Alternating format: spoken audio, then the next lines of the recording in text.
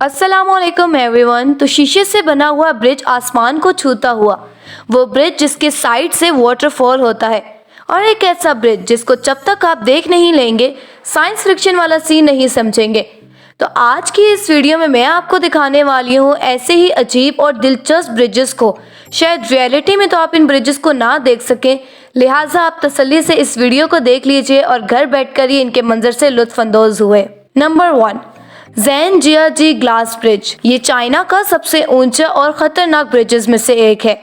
ये ब्रिज आम ब्रिजेस से बहुत ज़्यादा मुख्तलिफ डिज़ाइन किया गया है, क्योंकि इस ब्रिज के बॉटम को बनाने के लिए किसी लकड़ी या फिर किसी स्टील का इस्तेमाल नहीं किया गया, बल्कि शीशे यानी कि ग्लास का इस्तेमाल किया गया है।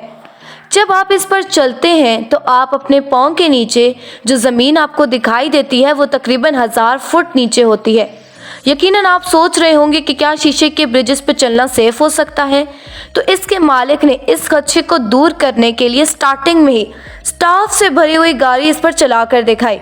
हथौड़ों से इस शीशे को तोड़वाने की भी कोशिश की, मगर इस पर क्रैक तो आए, मगर स्ट्रक्चर बिल्कुल अपनी जगह महफूज रहा। इसमें लगा शीशा 2 इंच मोटा है और उसकी भी 3 लेयर्स बनाई गई हैं। आगे चलने से पहले हमारी वीडियो को लाइक और चैनल को सब्सक्राइब करना बिल्कुल मत भूलेगा। नंबर 2 पर आ जाता है फ्लोटिंग ब्रिज। ये ब्रिज 4.5 मीटर चौड़ा और 500 मीटर लंबा है। इसको 2 सरसब्ज़ो शादाब पहाड़ों के दरमियान बहने वाले दरिया के ऊपर बनाया गया है। कितना एक पुरसकून से माहौल में इसको तैयार किया गया है। जैसे जैसे दरिया मुड़ता है वैसे ही इसके डिज़ाइन को भी बनाया गया है, वैसे वैसे पुल का डिज़ाइन है। जब इस पर से कोई गाड़ी गुजरती है तो नीचे पानी की लहरों को आप तो साफ तरीके से देख सकते हैं। इसको एक टूरिस्ट स्पॉट के तौर पर भी यूज़ किया जाता है और इस पर एक वक्त में 10,000 लोग सफ़र कर सकते हैं। इस ब्रिज पर पैदल चलने या गाड़ी चलाते हुए ऐसे महसूस होता है जैसे आप घने सरसब्ज़ पहाड़ों के दरमियान पानी की सतह पर चल रहे हों। नंबर 3 पर आ जाता है बैनपो ब्रिज। ये साउथ कोरिया का फव्वारों वाला और रंग बिरंगी रोशनियों से झिलमिलाता हुआ ब्रिज है। 570 मीटर इस ब्रिज में पानी की 380 फव्वारे और मुख्तलिफ रंगों की रोशनियां लगे हुए हैं। दिन और रात को ये मुख्तलिफ तरह के शो दिखाते हैं और लोग इन शो को देखने के लिए स्पेशल इस ब्रिजेस पर आते हैं। अगरचे दिन को भी फव्वारे मुख्तलिफ किस्म के कॉन्फ़िगरेशन के अंदर चल रहे होते हैं, लेकिन इसकी असल खूबसूरती तो आपको रात के वक्त ही नज़र आएगी।